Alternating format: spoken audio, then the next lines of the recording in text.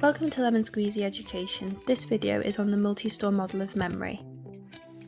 Every second, your senses are bombarded with millions of pieces of information, but somehow your brain filters this constant stream, discarding most of it while keeping the information that matters.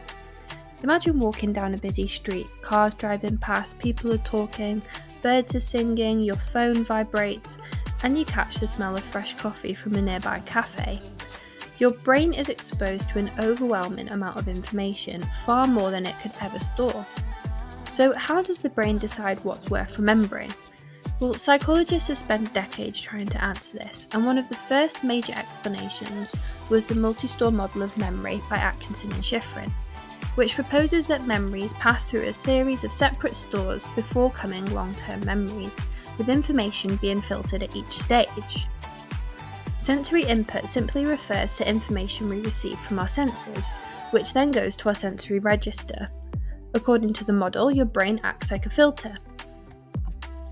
In your sensory register, most of the information disappears almost instantly because it isn't important.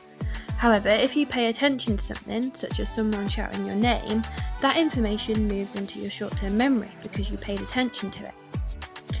Information we don't pay enough attention to will fade away through a process called spontaneous decay.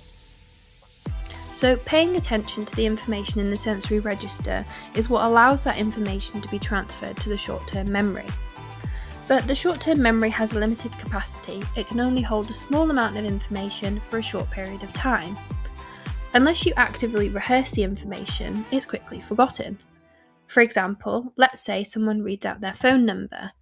You may repeat the number out loud or in your head, but either way, you're rehearsing the information so it's not forgotten. Information that's successfully rehearsed can then be transferred into long-term memory. Long-term memory has a much larger capacity and can store vast amounts of information for years, decades, or even a lifetime. So this model suggests that memories are not created instantly. They pass through a series of separate memory stores where attention and rehearsal are important for information being remembered or forgotten.